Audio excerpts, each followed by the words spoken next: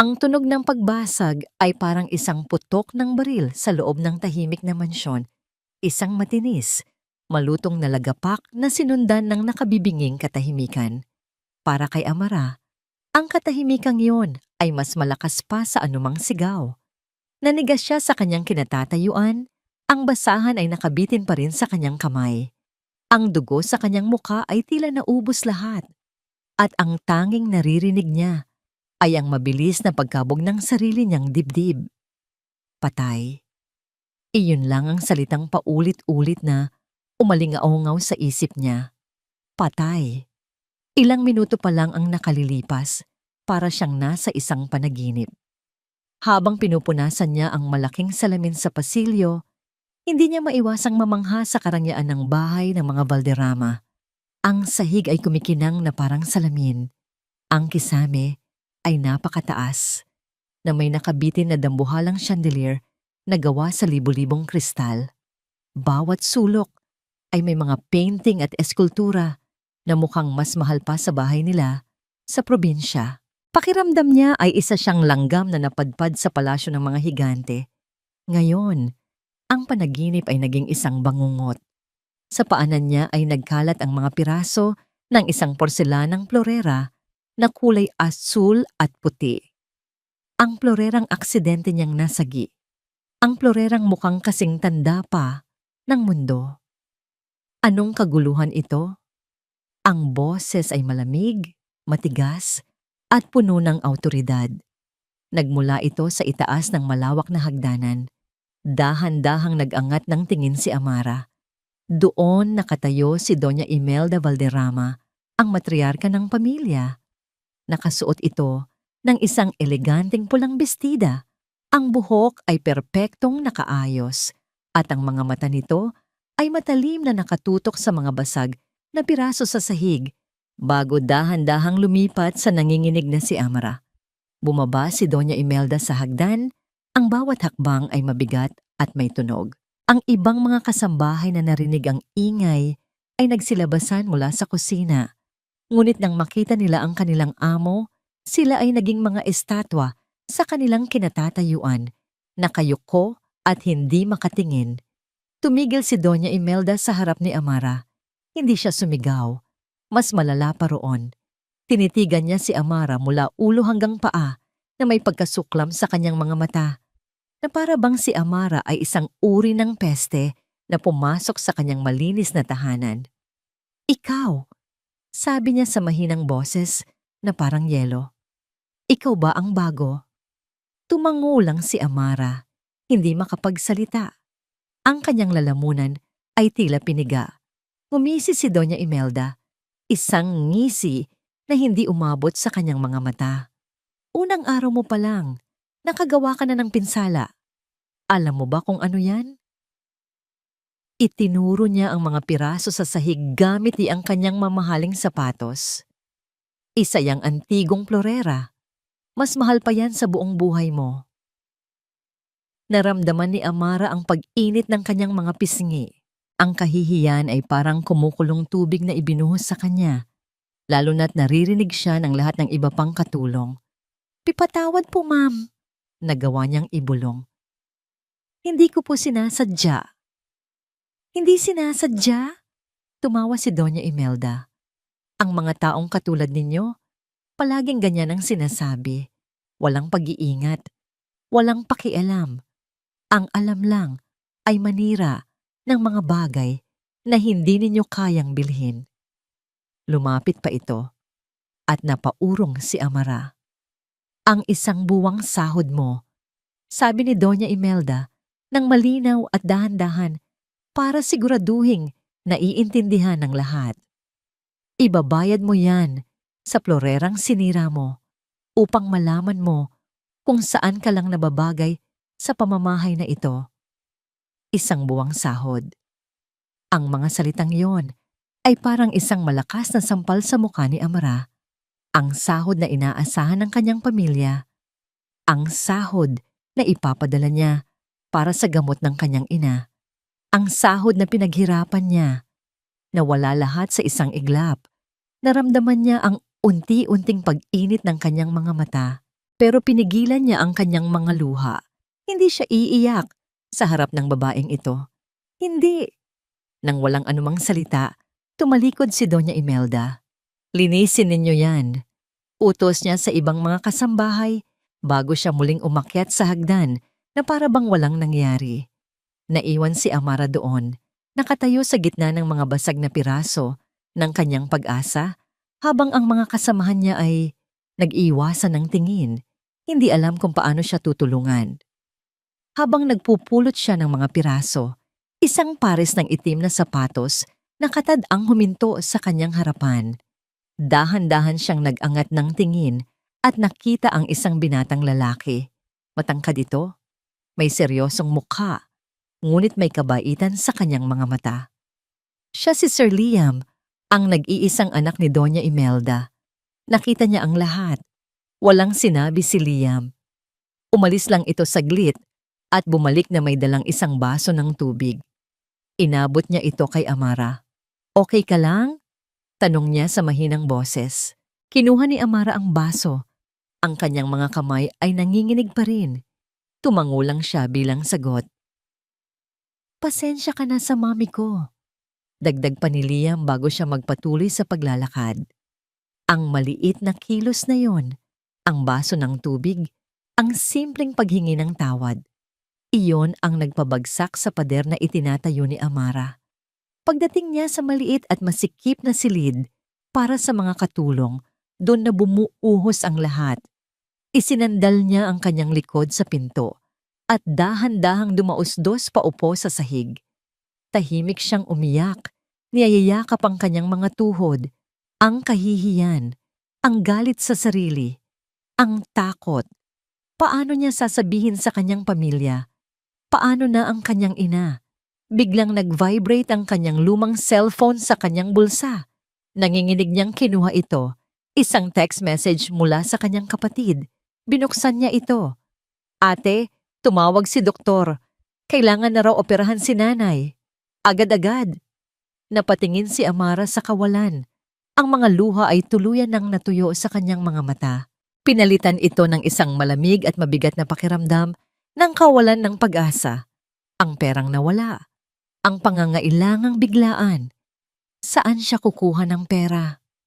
Hindi maialis ni Liam Valderrama sa kanyang isip ang tunog ng nabasag na plorera. Buong araw sa kanyang home office, habang nakatitig sa mga numero sa computer screen na dapat niyang sinusuri, ang paulit-ulit na naglalaro sa kanyang alaala ay ang eksena sa pasilyo. Ang takot sa mga mata ni Amara, ang lamig sa boses ng kanyang ina, at ang bigat sa kanyang dibdib nang makita niya itong mag-isang pinupulot ang bawat piraso ng basag na porselana. Hindi ito bago. Sanay na siyang masaksihan ang pagiging strikto at mapagmataas ni Doña Imelda. Ito ang paraan ng kanyang ina para mapanatili ang kaayusan sa kanilang pamamahay at sa kanilang buhay. Ngunit sa pagkakataong ito, may kung anong tumusok sa kanyang puso. Marahil ay ang paraan ng pagtanggap ni Amara sa parusa. Walang reklamo, walang pag-angat ng boses, tanging tahimik na pagtanggap na may kasamang dignidad. Biglang tumunog ang kanyang cellphone. Pangalan ni Eliza ang lumabas sa screen. Ang pinsan niyang palaging nakabuntot sa kanya. "Liam, where are you? Kanina pa kita hinihintay for lunch." Malamig ngunit may pagkadismayang sabi nito sa kabilang linya. Napapikit si Liam at minasahe ang kanyang sentido. "Sorry Eliza, I can't make it. Maraming trabaho." Isang kasinungalingan, pero iyon ang pinakamadaling paraan para tapusin ang usapan. "Trabaho? It's Saturday. Halika na, puntahan mo na ako dito sa club." "Next time, okay?" Babawi ako. Bago pa man ito makasagot, ibinaba na niya ang tawag. Sumandal siya sa kanyang upuan at bumuntong hininga. Hindi trabaho ang pumipigil sa kanya. Ang totoo, ayaw niya lang umalis ng bahay. Isang bahagi niya ang gustong siguraduhin na maayos lang ang bagong katulong. Isang bahagi niya ang gustong makita itong muli. Dumaan ang ilang oras. Nagpasya siyang bumaba para kumuha ng kape. Habang papalapit siya sa kusina, natanaw niya si Amara sa may hardin, mag-isang nagdidilig ng mga halaman. Ang sikat ng araw ay tumatama sa kanyang buhok, at sa ilalim ng uniforme, nakikita ni Liam ang isang katauhang puno ng determinasyon. Simple lang itong gumalaw, ngunit may kakaibang ganda sa bawat kilos niya. Kailangan niyang gumawa ng paraan. Pumasok siya sa kusina, nagtimpla ng kape, at sinadyang dumaan sa lugar kung saan nagpupunas ng mga bintana si Amara. Habang papalapit, sinadya niyang matapilok ng bahagya, sapat lang para matapon ang mainit na kape sa sahig, ilang pulgada lang mula sa kanyang mga paa. Aray, sabi niya, medyo mas malakas kaysa sa kinakailangan. Agad na napalingon si Amara. Ang mga mata ay nanlaki sa gulat. Sir, okay lang po kayo? Mabilis itong lumapit. May dalang basahan. Hindi man lang nito inalala ang sarili. Bagkus ay agad na lumuhod para punasan ang natapong kape. Mainit po ba? Napaso po ba kayo, sir? Napatingin si Liam sa kanya. Mula sa malapitan, mas nakikita niya ang sinseridad sa kanyang mga mata. Walang pagkukunwari. Hindi. Okay lang ako. Kasalanan ko. Ako na po dito, sir. Sabi nito, hindi tumitingin sa kanya, abala sa paglilinis. Amara, tama? Tanong ni Liam. Bahagyang natigilan si Amara at dahan-dahang tumingin sa kanya. Opo, sir. Liam na lang. Huwag mo nang tawaging sir. Isang bahagyang ngiti ang sumilay sa mga labi nito. Isang nangiting nahihiya. Hindi po pwede, sir. Baka magalit si ma'am. Mabilis itong nagpatuloy sa pagpupunas at pagkatapos ay tumayo. Okay na po. Mag-iingat po kayo.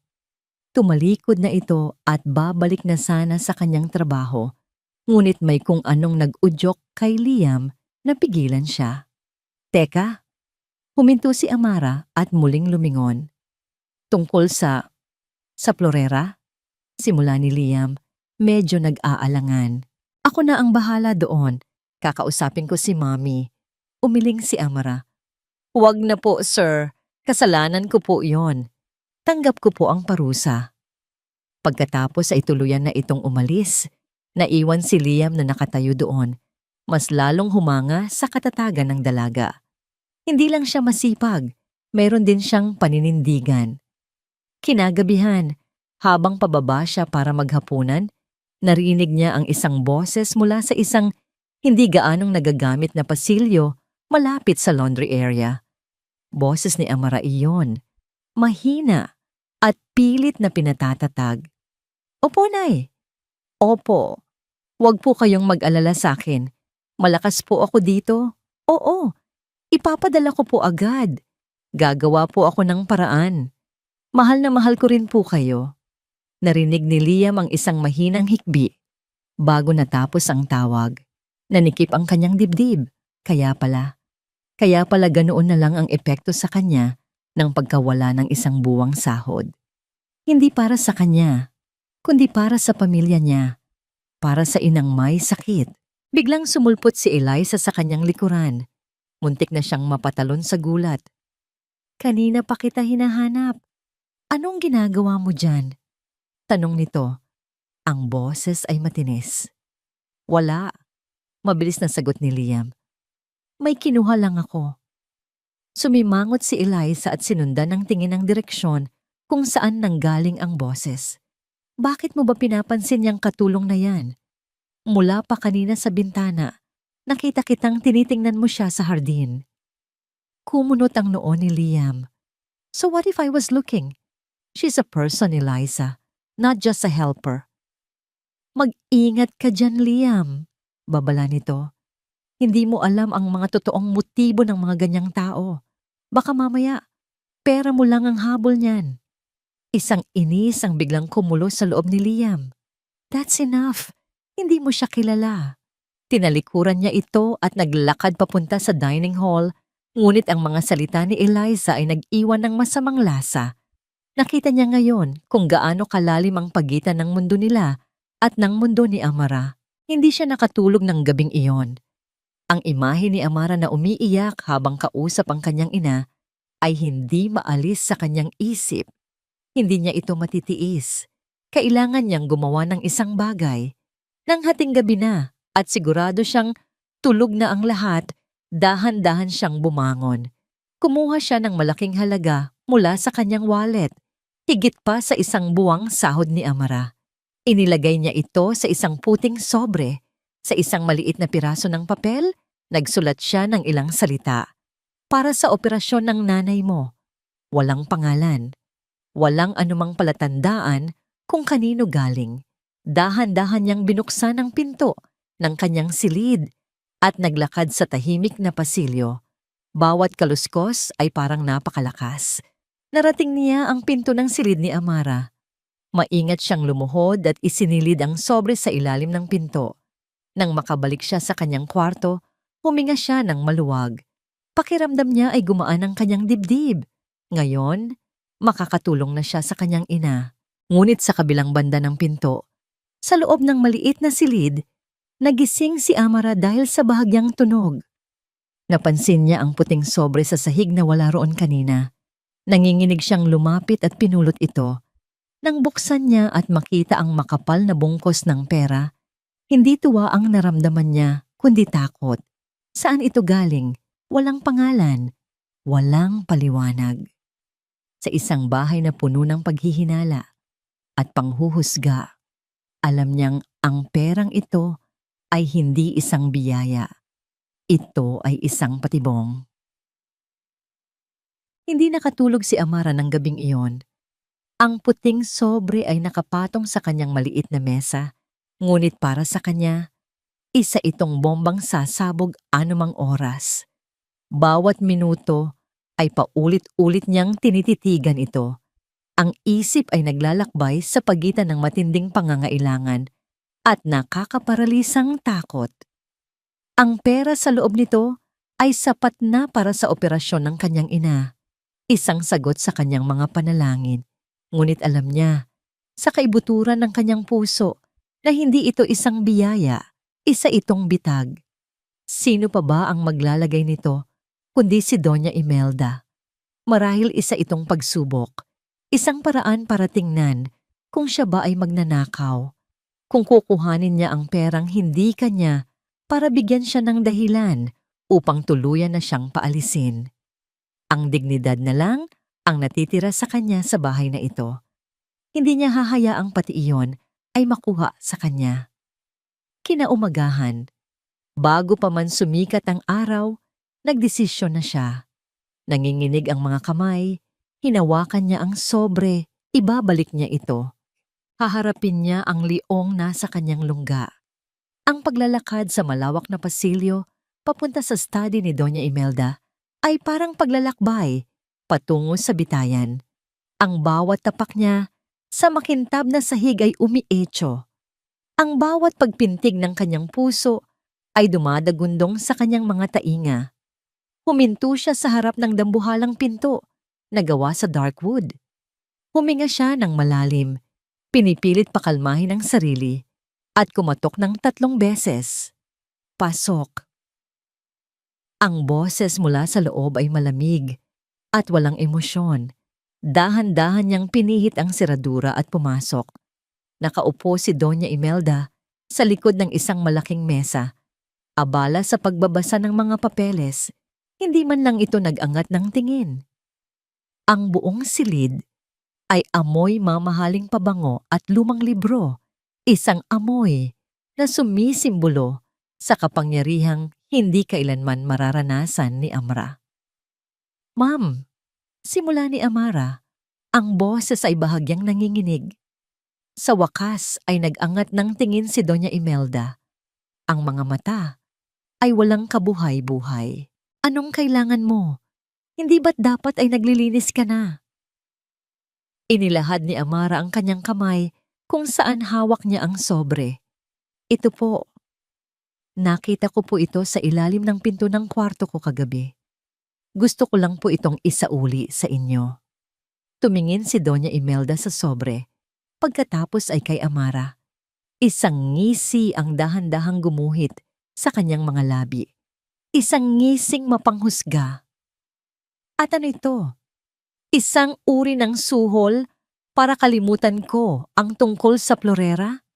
O baka naman sinusubukan mong magpakitang gilas, umaasang bibigyan kita ng pabuya? Nagulat si Amara sa akusasyon.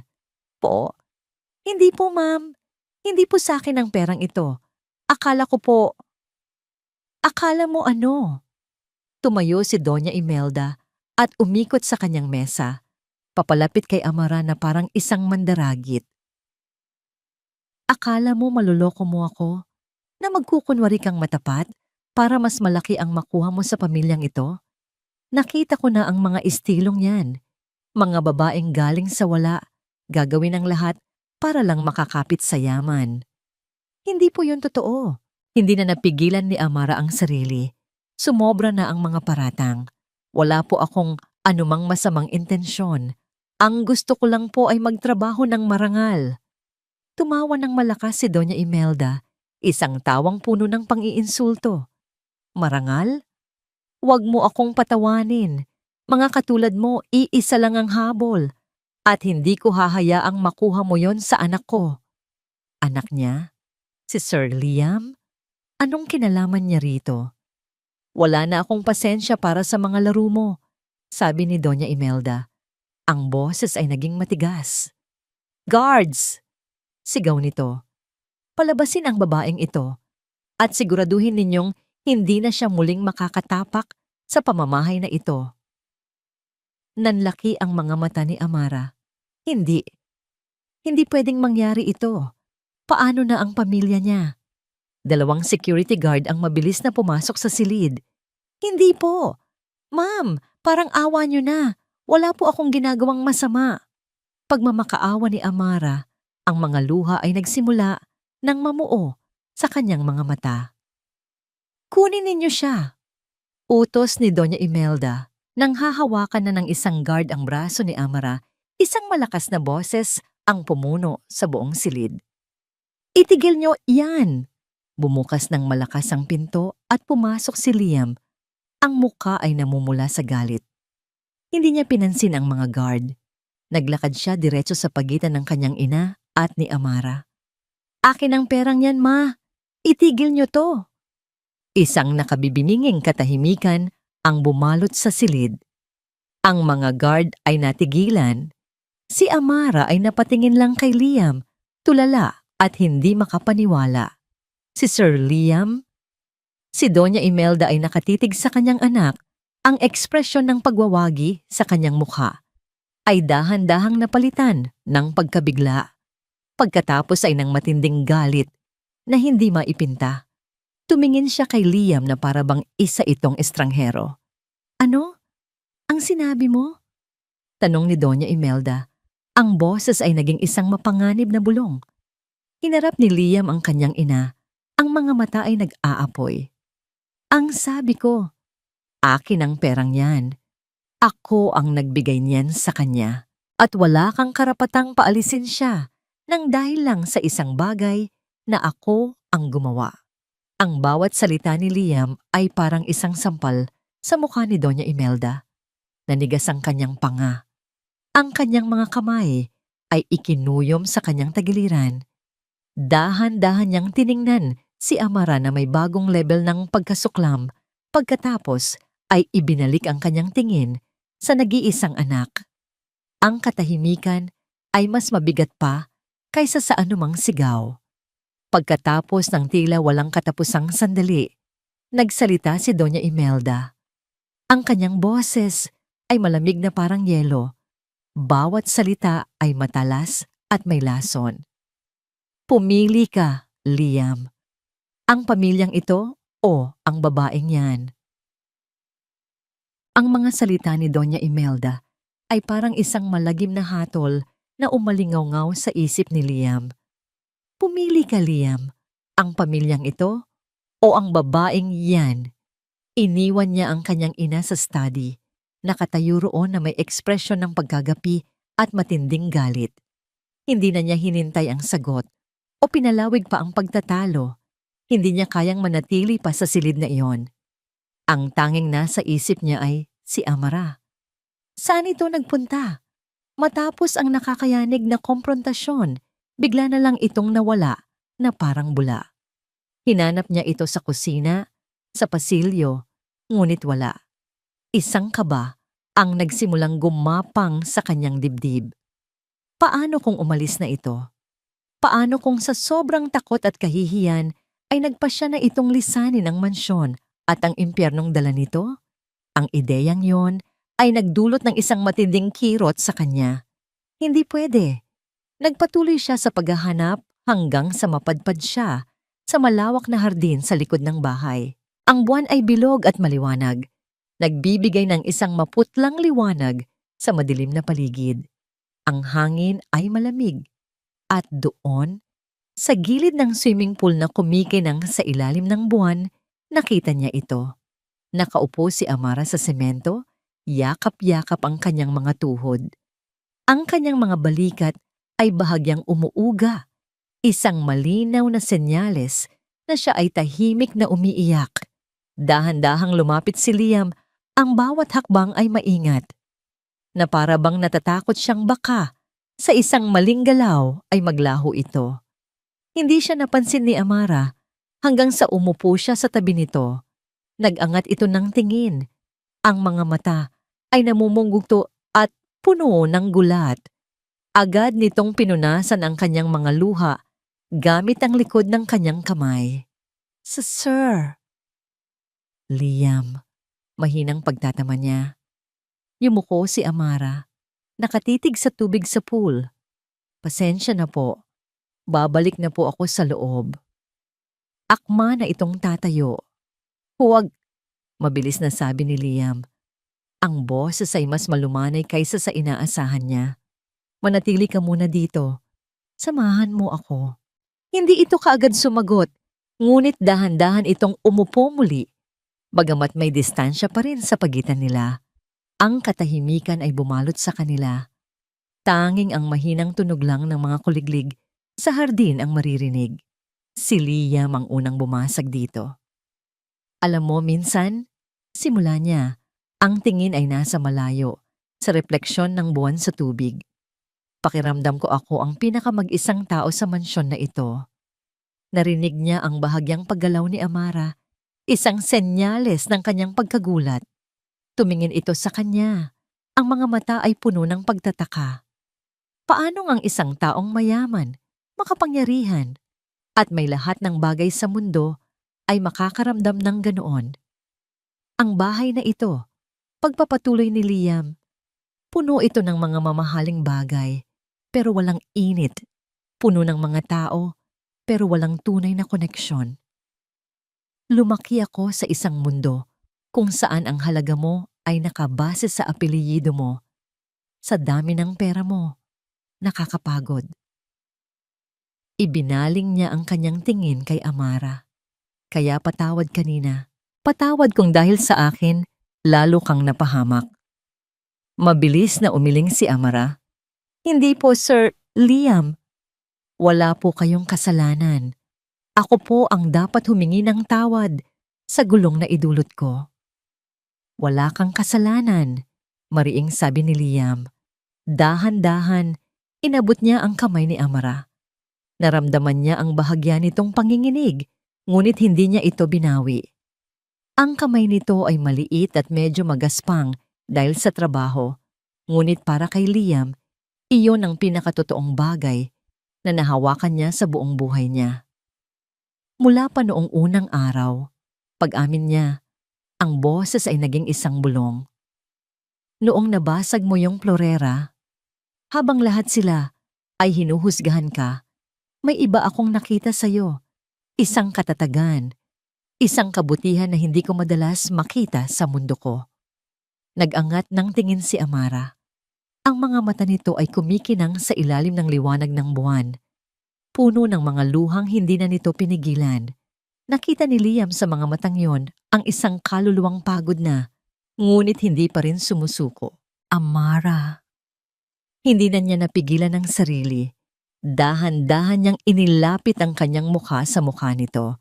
Nakita niya ang pag-aalinlangan sa mga mata nito, ngunit nakita rin niya ang pagtanggap. Huminto siya. 1 pulgada na lang ang layo.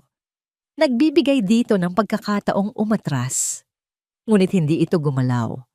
At sa ilalim ng tahimik na panunood ng buwan, dahan-dahan niyang inilapat ang kanyang mga labi sa mga labi nito. Iyon ay isang halik na hindi mapusok, kundi puno ng pag-iingat at damdamin. Isang halik na nagsasabing, nakikita kita. Isang halik na nagpaparamdam ng ginhawa sa gitna ng kaguluhan. Naramdaman ni Liam ang pagtulo ng isang butil lang yang luha mula sa mga mata ni Amara na pumatak sa kanilang mga pisngi. Nang maghiwalay ang kanilang mga labi, nanatili silang magkalapit. Ang kanilang mga noo ay magkadikit. Pareho silang humihingal. Hindi ko hahayaang saktan kanila ulit, bulong ni Liam. Ang bawat salita ay isang pangako. Poprotektahan ni kita. Pangako. Isang maliit na ngiti ang sumilay sa mga labi ni Amara sa unang pagkakataon. Isang ngiting pagod, ngunit puno ng bagong pag-asa. Ngunit hindi nila alam. Sa di kalayuan, sa likod ng malalagong halaman ng hardin, may isang aninong nagmamasid. Nakatayo roon si Eliza.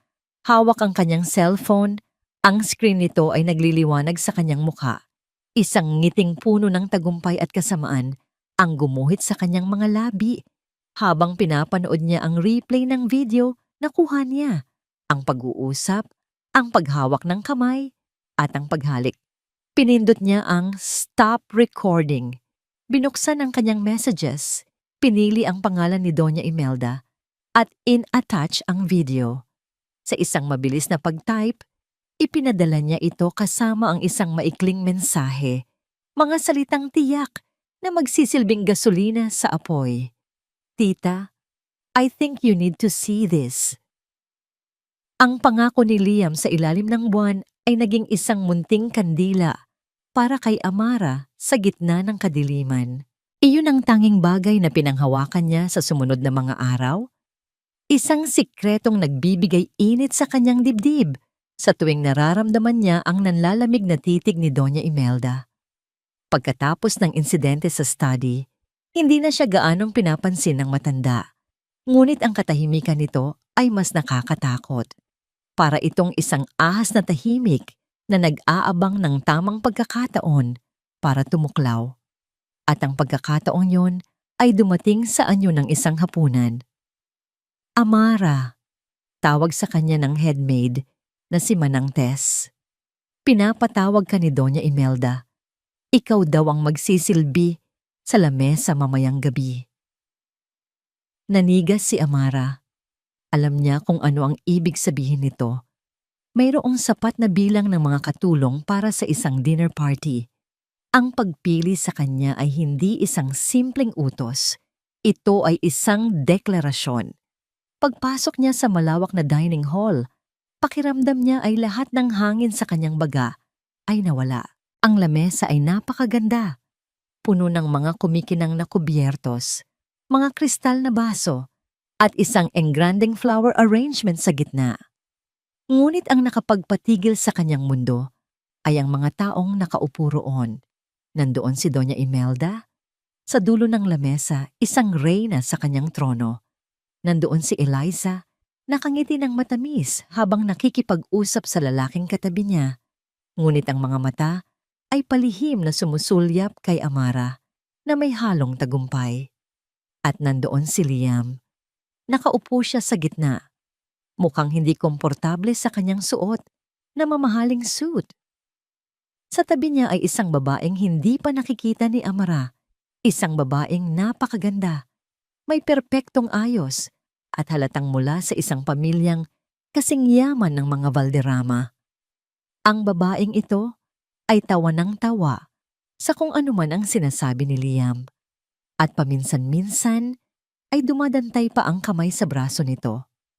Naramdaman ni Amara ang isang kirot sa kanyang dibdib. Ito ba ang sinasabi ni Eliza? Ang babaeng para kay Liam. Sinimula ni Amara ang paghahanda ng mga putahe sa kusina. Ngunit ang bawat kilos niya ay mabigat. Kailangan niyang gawin ito. Kailangan niyang maging matatag para kay Liam, para sa sarili niya. Nang simula na ang hapunan, pumasok si Amara sa dining hall. Dala-dala ang isang silver tray na may mga baso ng champagne. Dahan-dahan siyang naglakad papunta sa bawat bisita. Iniiwasang magtagpo ang kanyang mga mata sa anumang miyembro ng pamilya Valderrama. Pinilit niyang hindi makaramdam ng hiya habang naglilingkod na para bang isa siyang multo na dumadaan lang. Nang marating niya ang upuan ni Liam, nag-angat ito ng tingin. Ang kanyang mga mata ay nakapokus sa kanya at sa isang iglap, nakita niya ang pag-aalala roon. Ngunit mabilis itong naglaho nang mapansin nito ang babaeng katabi niya.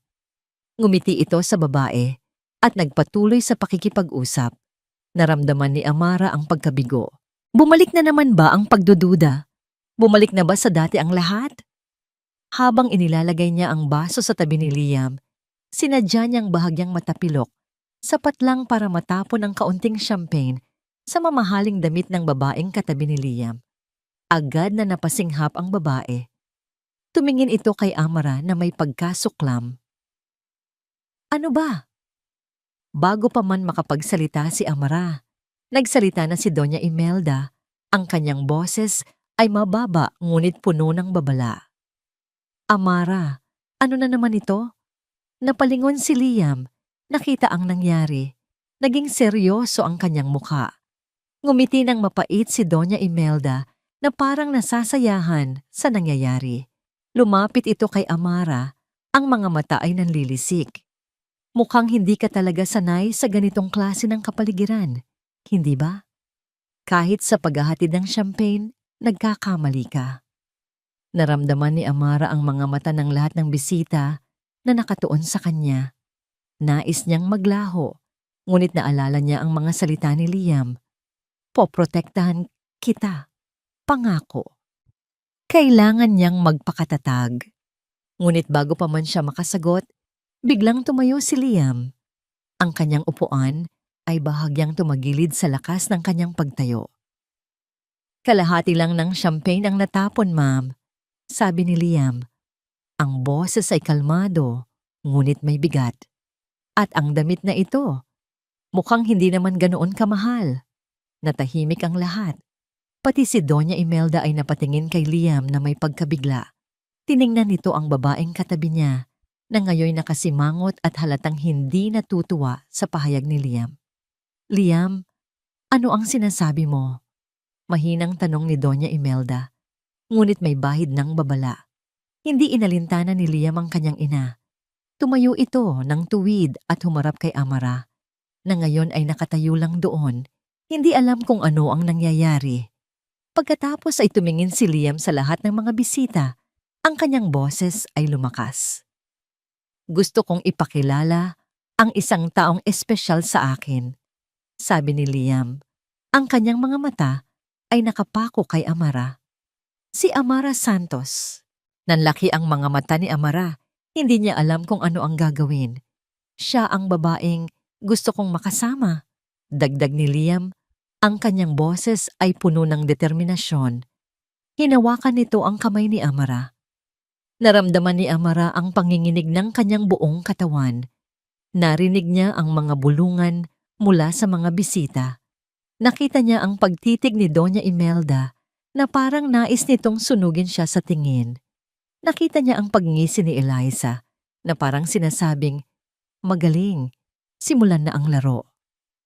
Ngunit sa gitna ng lahat ng iyon, ang tanging nararamdaman niya ay ang init ng kamay ni Liam na nakahawak sa kanya. Sa unang pagkakataon, mula nang pumasok siya sa silid na iyon, hindi na siya nakaramdam ng hiya. Nang magsara ang pinto ng huling bisita, ang peking ng ngiti sa mga labi ni Doña Imelda Valderrama ay naglaho na parang bula.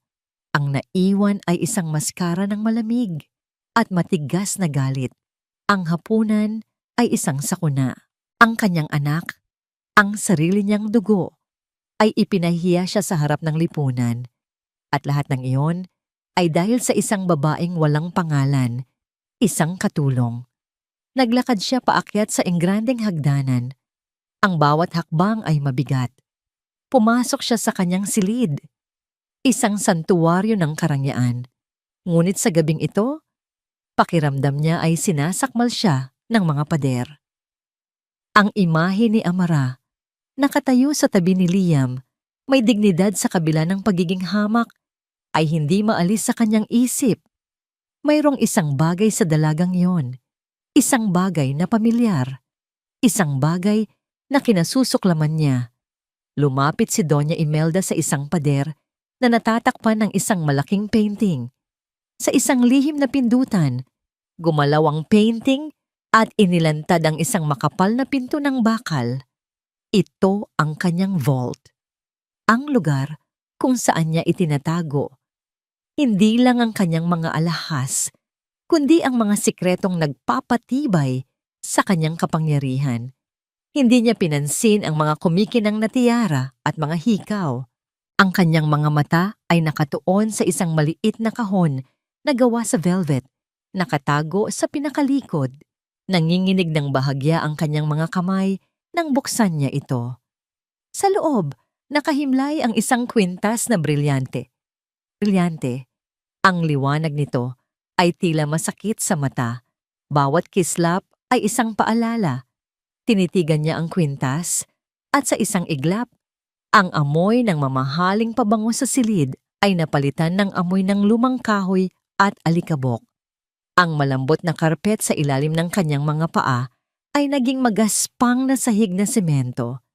Isang maliit at maalinsangang silid.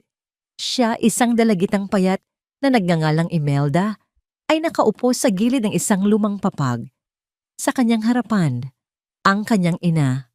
Isang babaeng ang mukha ay nililok ng kahirapan, ngunit ang mga mata ay puno pa rin ng pagmamahal. Inabot nito sa kanya ang kwintas. Hindi pa ito kumikinang tulad ngayon. Luma ito at may ilang bawas.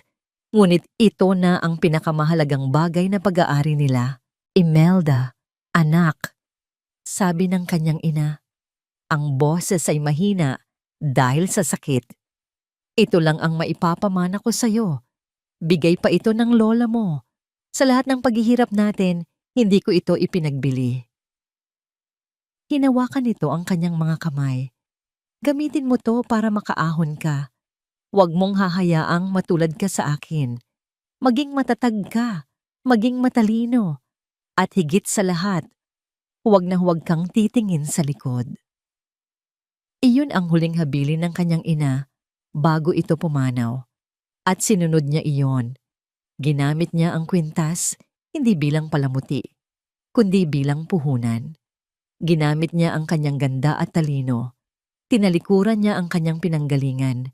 Binuo ang isang bagong pagkatao at pinakasalan ang isang balderrama. Ngayon, habang hawak niya ang kwintas, hindi alaala ng pagmamahal ang dala nito, kundi alaala ng kahihiyan. Isang sumpa.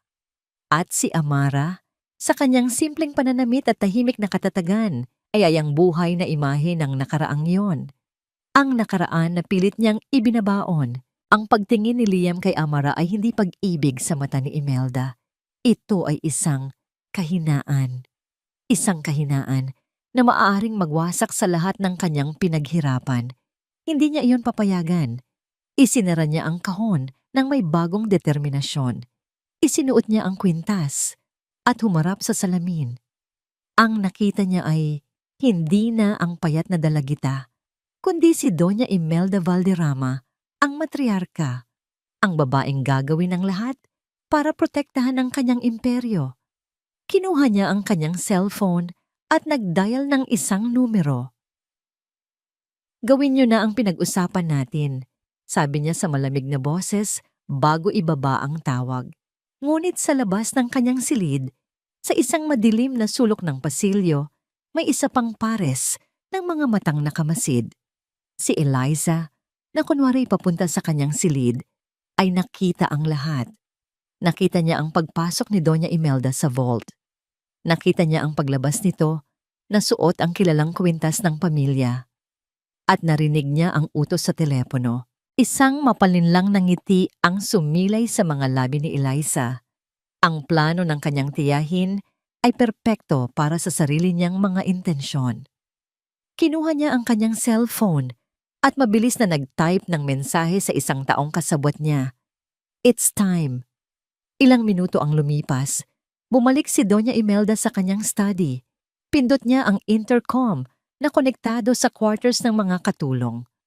Manang Tess, papuntahin mo dito si Amara, ngayon din. Nang pumasok si Amara sa silid, ang puso niya ay kumakabog sa kaba. Nakaupo si Doña Imelda sa kanyang mesa. Ang liwanag mula sa lampshade ay nagbibigay diin sa kinang ng kwintas na brilyante sa leeg nito. Dahil tila gustong-gusto mong mapansin, simula ni Doña Imelda, ang boses ay puno ng lason. Bibigyan kita ng isang espesyal na trabaho. Itinuro niya ang isang glass cabinet na puno ng kanyang mga personal na alahas. Linisin mo ang mga yan, isa-isa, lalo na ito. Hinubad ni Doña Imelda ang kwintas mula sa kanyang leeg at inilapag ito sa mesa sa harap ni Amara. Ang mga brilyante ay kumislap na parang mga mata ng ahas nang aakit at nagbabanta. Siguraduhin mong walang kahit isang gasgas, sabi ni Doña Imelda. Tumatayo at papalapit sa pinto. Dahil kung may mangyaring masama sa kwintas na yan, sisiguraduhin kong sa kulungan ka magdiriwang ng Pasko. Iniwan niyang bukas ang pinto at naiwan si Amara sa silid. Mag-isa, kasama ang isang kayamanang nagkakahalaga ng higit pa sa kanyang buhay. Ang bitag ay handa na. Ang hangin sa loob ng study ni Doña Imelda ay mabigat at nakakasakal. Si Amara ay mag-isang nakaupo sa isang silya sa harap ng isang mesang puno ng mga alahas na kumikinang sa ilalim ng ilaw. Ngunit ang kanyang mga mata ay nakatuon lamang sa isang bagay, ang kwintas ng sumpa. Bawat galaw niya ay maingat. Gumagamit siya ng malambot na tela. Pinupunasan ang bawat brilyante na para bang buhay niya ang nakasalalay dito. At sa paraan ng pagbabanta ni Doña Imelda, marahil nga, naramdaman niya ang bitag sa bawat sulok ng silid. Alam niyang pinapanood siya, kahit walang tao. Nang matapos niya ang huling piraso, maingat niyang inayos ang lahat pabalik sa mga kahon nito. Huli niyang kinuha ang kwintas. Tinitigan niya ito saglit. Ang kinang nito ay parang lason na sumisilaw sa kanyang mga mata. Inilagay niya ito ng buong ingat sa gitna ng velvet na kahon nito at isinara. Huminga siya ng maluwag. Tapos na. Tumingin siya sa paligid para tawagin si Manang Tess. Ngunit bago pa man siya makatayo, isang matinis at nakakayanig na sigawang bumasag sa katahimikan ng buong mansyon. Ang kwintas ko, nawawala. Ang sigaw ay nagmula sa mismong pintuan ng study. Pumasok si Doña Imelda, ang mukha ay nagliliyab sa galit. Sa likod niya ay si Eliza na may ekspresyon ng pag-aalala at ang dalawang security guard. Nanigas si Amara sa kanyang upuan. Pero narito lang po. Itinuro niya ang kahon sa mesa. Ngunit bago pa man niya ito mabuksan, mabilis na lumapit si Doña Imelda at binuksan ito. Walang laman. Ang kahon na pinaglagyan niya ng kwintas ilang segundo lang ang nakalipas ay walang laman. Imposible! Bulong ni Amara, ang dugo ay tila umalis sa kanyang mukha. Kakalagay ko lang po dyan. Kakalagay ko lang. Magnanakaw. Ang salita ay parang isang sampal. Itinuro siya ni Doña Imelda. Alam kong may masama kang balak. Mula pa noong una. Guards, dalhin ninyo siya sa sala. Hindi po. Wala po akong kinuha. Pagmamakaawa ni Amara habang marahas siyang hinawakan sa braso ng mga guard. Ang kanyang isip ay gulong-gulo. Paano? Saan? Kailan? Kinaladkad siya palabas ng study at dinala sa gitna ng malawak na sala. Ang ibang mga katulong ay nagsilabasan. Ang kanilang mga mukha ay puno ng takot at tsismis. Sa isang iglap, siya na ang sentro ng isang sirko ng kahihiyan at sa paanan ng hagdan, nakatayo si Liam. Ang mukha niya ay puno ng pagkalito. Nakatingin mula kay Amara patungo sa kanyang ina. Ma, anong nangyayari? Tanong ni Liam. Ang paborito mong katulong, Liam? Sagot ni Doña Imelda na may halong panguuyam. Ninanakawan tayo ng harapan.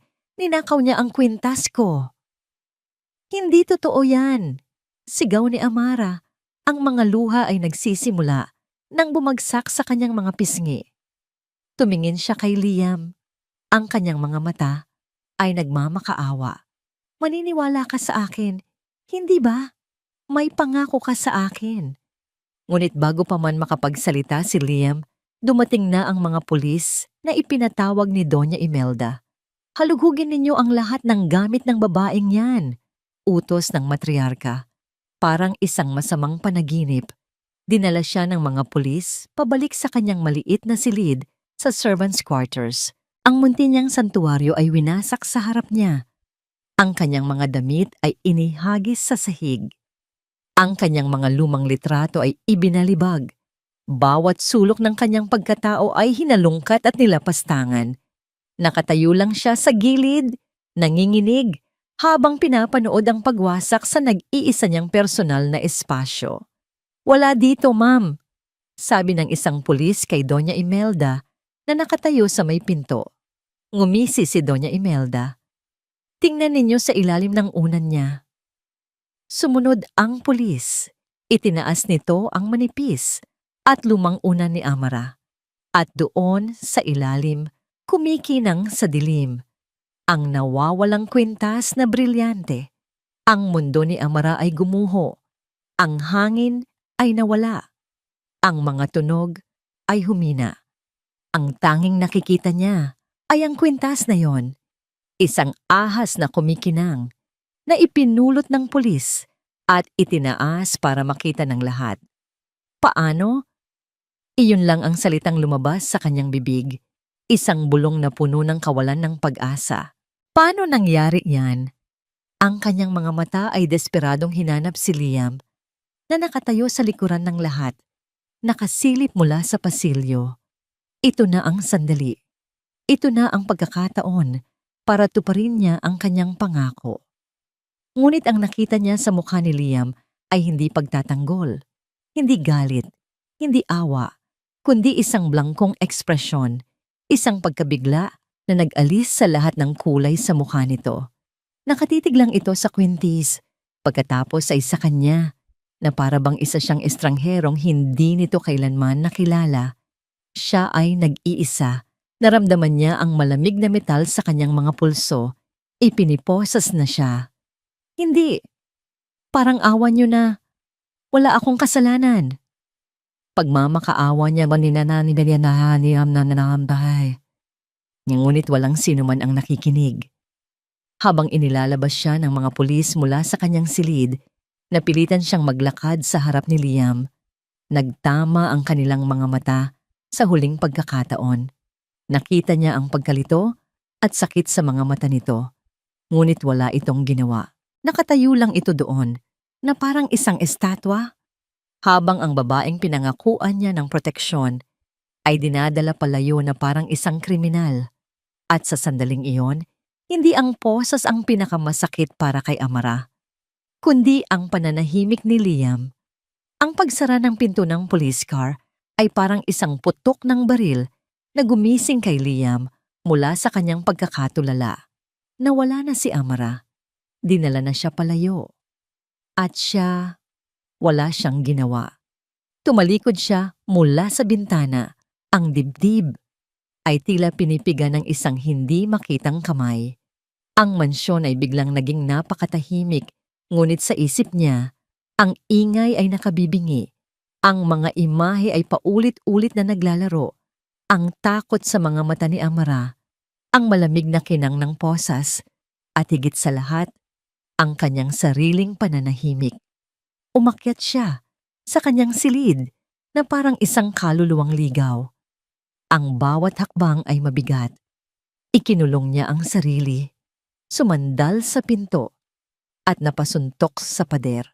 Isang mahinang tunog lang iyon, ngunit puno ng lahat ng galit at pagkadismaya na hindi niya mailabas. Paano nangyari ito? Paano napunta ang kwintas sa ilalim ng unan niya? Ang Amara na nakilala niya, ang babaeng mas pipiliin pang magbayad para sa isang basag na florera kaysa tumanggap ng tulong, magnanakaw ng isang kwintas na brilyante. Hindi tugma, hindi ka panipaniwala. Ngunit nakita ng kanyang mga mata ang ebidensya. Nakita niya. Binuksan niya ang isang drawer sa kanyang mesa at kinuha ang kanyang cellphone. Hinanap niya ang isang litrato na lihim niyang kinunan ilang araw na ang nakalipas. Si Amara, nasa hardin, nakangiti habang dinidiligan ng isang rosas. Isang nangiting totoo, walang halong pagkukunwari. Ito ba ang mukha ng isang magnanakaw?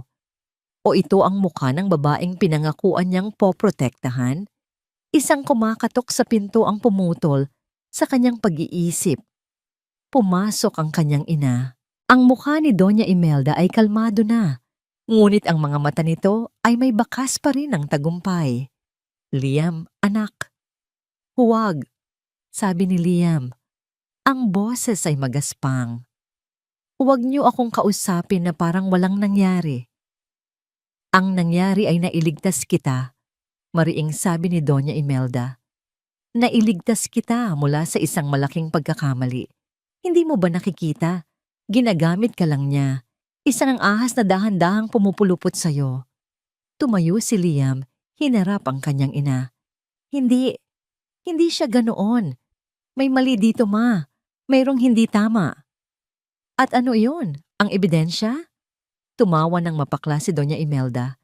Nakita nating lahat, Liam. Nasa ilalim ng unan niya. Huling-huli sa akto. Buksan mo ang mga mata mo. Ang mga taong katulad niya ay desperado. Gagawin ang lahat para sa pera. Hindi ko matanggap. Umiling si Liam. Hindi ko matanggap na magagawa niya yon. Lumapit si Doña Imelda at hinawakan ang pisngi ng anak. Dahil nabubulagan ka pa, pero darating ang araw, magpapasalamat ka sa akin. Pinoprotektahan ko lang ang pangalan ng pamilyang ito. Pinoprotektahan kita. Tinabig ni Liam ang kamay ng ina. Ang bawat salita nito ay parang lason na lalong nagpapagulo sa kanyang isip. Iniwan siya ng kanyang ina sa silid at naramdaman niya ang matinding pag-iisa. Hindi siya pwedeng maupo lang dito. Kailangan niyang makausap si Amara. Kailangan niyang marinig mula mismo sa kanya ang katotohanan. Nagmamadali siyang nag-drive papunta sa presinto ng pulis, ngunit ang mundo ay tila kumikilos laban sa kanya. Ang desk officer ay umiling lang. Sorry sir, hindi po pwedeng bisitahin. Under investigation pa po siya. Anak ako ni Doña Imelda Valderrama. Giit ni Liam, ginagamit ang pangalang dati niyang kinaiinisan.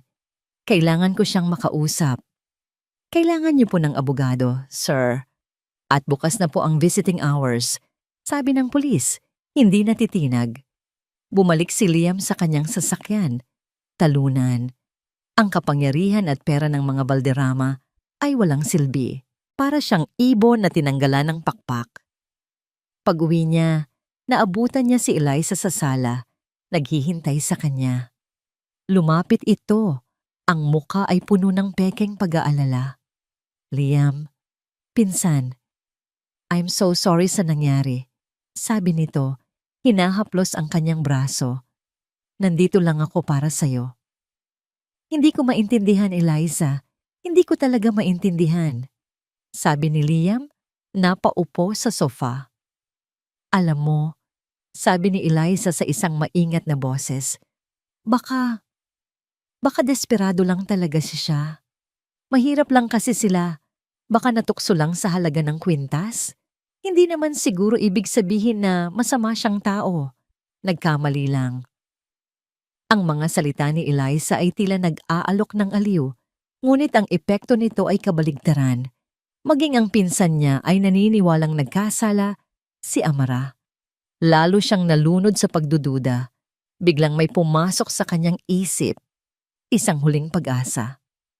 Ang security cameras, sabi niya. Biglang tumayo. Kailangan kong makita ang footage. Mabilis siyang nagtungo sa security room. Ngunit nang subukan niyang i-access ang video feed mula sa pasilyo malapit sa servants' quarters sa oras ng insidente, isang error message ang lumabas. File corrupted. Ano? Bakit? Sinubukan niya ulit. Ganoon pa rin. Ang partikular na oras na yon, sa partikular na kamerang iyon ay nasira. Isang napakalaking koinsidensya. Habang nakatitig sa blankong screen, isang malamig na kuryente ang gumapang sa kanyang likuran. Isang pagnanakaw ay simple lang. Pero ang pananabutahe ng security footage, iba na iyon. Plinano ito. Tumingin siya sa logbook. Ang file ay nasira bandang 8:00 ng gabi. Naalala niya ang sinabi ni Eliza kanina. Nasaan ka kaninang nangyari ang gulo? Tanong niya dito nang magkasalubong sila ulit. Ako? Nasa hardin ako, nagpapahangin. Sobrang tense kasi sa loob. Mabilis na sagot ni Eliza. Tumango si Liam, ngunit ang kanyang isip ay naglalakbay. Nasa hardin. Pero bakit? Bakit parang may naaalala siyang anino na dumaan sa dulo ng pasilyo na yon bago magsimula ang sigawan? Isang anino na may suot na pamilyar na bestida. Sandali, ang pagdududa, kapag naitanim na sa isip, ay parang isang lason na dahan-dahang kumakalat. At para kay Liam, ang lason na yon ay may pangalan, Eliza. Kinabukasan, nagbago ang kilos ni Liam. Ang desperasyon at pagkalito ay napalitan ng isang malamig at mapanuring determinasyon. Hindi na siya ang binatang nalulunod sa emosyon. Siya na ngayon ay isang taong naghahanap ng katotohanan, gaano man ito kasakit. Ang unang hakbang, kailangan niyang palabasin na wala na siyang pakialam kay Amara. Hinanap niya si Eliza at natagpuan niya ito sa may pool area. Nagbabasa ng isang fashion magazine. Umupo siya sa tapat nito. Ang mukha ay sinadya niyang magmukhang pagod at talunan. Tama ka siguro. Pinsan. Simula niya. Bumuntong hininga. Siguro nga, nagkamali ako ng pagkilala sa kanya. Siguro tama si Mommy. Agad na ibinaba ni Eliza ang magazine. Ang mga mata ay nagliwanag sa tagumpay. Ngunit mabilis niya itong itinago sa likod ng isang maskara ng pag-aalala. Oh, Liam, I'm so sorry. Alam kong masakit. Pero mas mabuti na to. Para na rin sa'yo. Alam ko, sabi ni Liam, umiiwas ng tingin. Kailangan ko lang sigurong tanggapin. Tapos na yon. Hinawakan ni Eliza ang kanyang kamay. That's the spirit. Move on. Marami namang iba dyan. In fact, tinawagan ko si Celine, yung kasama natin sa dinner. Gusto ka raw niyang makitang muli. Tumango lang si Liam. Ang pagiging kampante ni Eliza, ang mabilis nitong pag-alok ng ibang babae. Ito ang kumpirmasyong kailangan niya. Nagpapanggap si Liam, ngunit alam niyang mas magaling na artista ang kanyang pinsan. Habang nagkukunwari siyang nakikinig sa mga plano ni Eliza, palihim niyang pinagmamasdan ang bawat kilos nito. Maya-maya, nagpaalam ito saglit para sagutin ang isang tawag. Lumayo ito ng kaunti. At kahit pabulong ang boses nito, narinig ni Liam ang ilang salita. Okay na. Wala nang problema. Oo, tuloy ang usapan. Mga salitang walang konteksto, ngunit sa isip ni Liam, ang mga ito ay piraso ng isang puzzle. Nang araw ding iyon, palihim na umalis si Liam. Nag-drive siya papunta sa isang maliit na coffee shop sa isang sulok ng Makati na malayo sa mga lugar na karaniwan nilang pinupuntahan. Doon, nakipagkita siya sa isang lalaking payat at nakasalamin na nagngangalang Anton, isa sa pinakamagagaling na IT specialist at data recovery expert sa bansa. Sir Liam, bati ni Anton. Iniabot ang kamay. Inilabas ni Liam ang isang portable hard drive mula sa kanyang bag. Anton, kailangan ko ng tulong mo. Ito ang kopya ng security footage namin sa bahay. Isang file ang nasira. Gusto kong malaman kung kaya mo itong i-recover. Tiningnan ni Anton ang hard drive. Depende po sa tindi ng sira, sir. Pero susubukan ko po ang lahat. Walang problema sa bayad, mabilis na sabi ni Liam. Kahit magkano. Ang importante, makuha ko ang laman ng file na yan. At Anton, dagdag niya, tinitigan ito ng seryoso. Walang dapat makaalam nito. Tayong dalawa lang. Tumango si Anton. Makakaasa po kayo, sir. Sa pag-aabang ng resulta, ang bawat oras ay parang isang pagsubok para kay Liam. Para hindi siya mabaliw sa paghihintay, nagpasya siyang subukan ang isa pang bagay. Kailangan niyang gulatin si Eliza. Kinagabihan, naabutan niya ito sa library. Nagkunwari siyang may hinahanap na libro. Eliza? Sabi niya sa isang kaswal na tono. Naalala ko lang. Sabi mo nasa hardin ka noong gabi ng insidente, di ba? Nag-angat ng tingin si Eliza mula sa kanyang cellphone, bahagyang natigilan. Oo, bakit? Wala naman, sabi ni Liam, nagkukunwaring nagbabasa ng pamagat ng mga libro. Kasi parang may nakita akong dumaan sa pasilyo, malapit sa kwarto ng mga katulong. Akala ko ikaw. Siguro na malikmata lang ako. Nakita ni Liam ang isang mabilis na pagbabago sa ekspresyon ni Eliza. Isang kislap ng takot na agad na palitan ng pagkainis. Tumayo ito at hinarap siya. Ano bang gusto mong palabasin, Liam? Sabi nito. Ang boses ay nagsimulang manginig. Na ako ang may kasalanan. Pagkatapos ng lahat, ako pa ang pinagdududahan mo? Hindi ko akalain na ganyan ka nakabaliw sa babaeng yon, isang magnanakaw. Ang mga luha ay nagsimulang mamuo sa mga mata ni Eliza. Isa itong perpektong pag-arte ng isang taong nasasaktan at naakusahan ng walang basihan. Wow! Pagpapatuloy nito, umiiling. Pinagtatanggol mo pa rin siya? Ako na pinsan mo na laging nandito para sa'yo.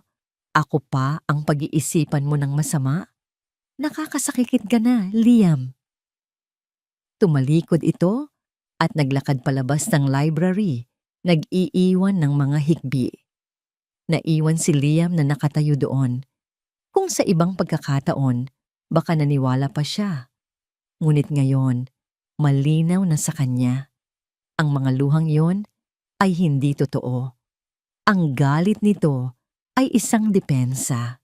May itinatago si Eliza at malapit na niya itong malaman. Biglang nag-vibrate ang kanyang cellphone. Isang unknown number. Sinagot niya. Sir Liam, boses ni Anton. Anton, may balita na. Tanong ni Liam, ang puso ay nagsimulang bumilis. Opo, sir. Sabi ni Anton sa kabilang linya. Nakuha ko na. May mga nawalang frames pero malinaw ang pinaka-importanting parte. Ipapadala ko po ang file sa email ninyo ngayon din. Salamat, Anton. Salamat. Halos takbuhin ni Liam ang hagdan, pabalik sa kanyang silid. Nanginginig ang kanyang mga kamay habang binubuksan ang kanyang laptop. Pumasok ang email. May isang video file na naka-attach. Ang pangalan, Recovered Hallway Cam M4. Pinindot niya ang download. Ang bawat porsyento ng progress bar ay parang isang paghampas sa kanyang dibdib. Nang matapos ito, huminga siya ng malalim at pinindot ang play. Ang screen ay naging itim muna. Pagkatapos ay lumabas ang isang magulo at malabong imahe ng pasilyo. Static. Mga putol-putol na linya. At pagkatapos, luminaw ito. Nakita niya ang pinto ng silid ni Amara. Tahimik, walang tao.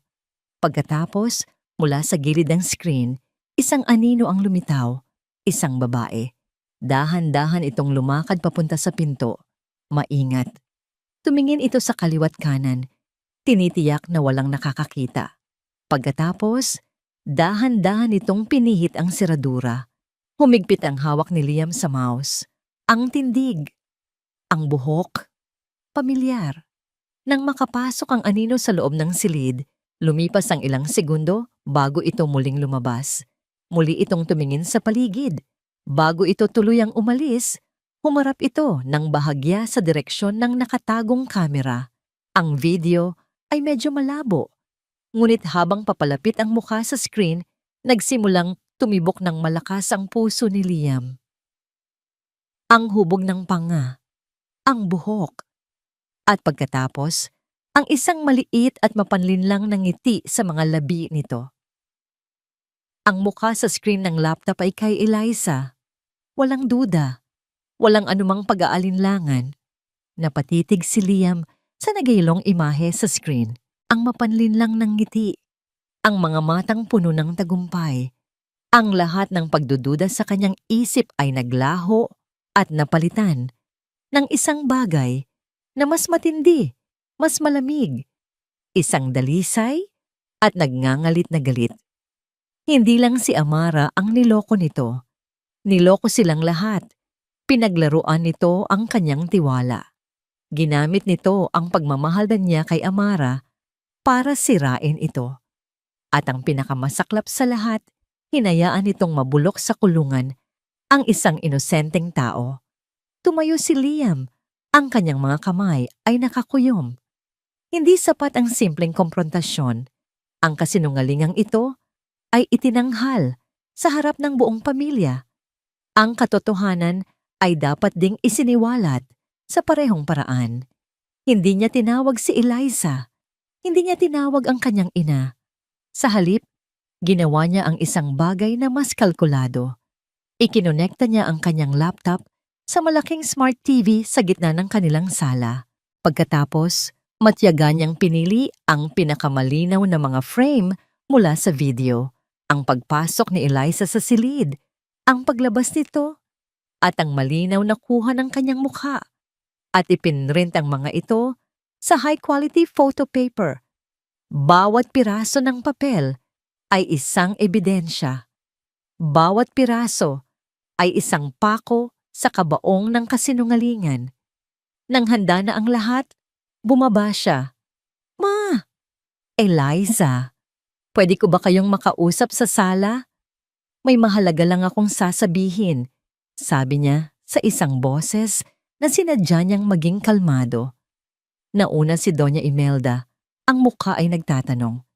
Sumunod si Eliza, na may ngiti sa labi. Marahil ay iniisip na tuluyan ng sumuko si Liam. "Ano ito, Liam?" Tanong ng kanyang ina pagkaupo nito. Hindi sumagot si Liam. Kinuha niya ang remote control. Sa isang pindot, ang malaking screen sa harap nila ay umilaw. At ang video ay nagsimulang mag-play. Ang tahimik na pasilyo, ang pinto ng silid ni Amara, at ang aninong dahan-dahang lumalapit. "Anong kalokohan ito?" sabi ni Eliza. Tumatawa pa ng bahagya.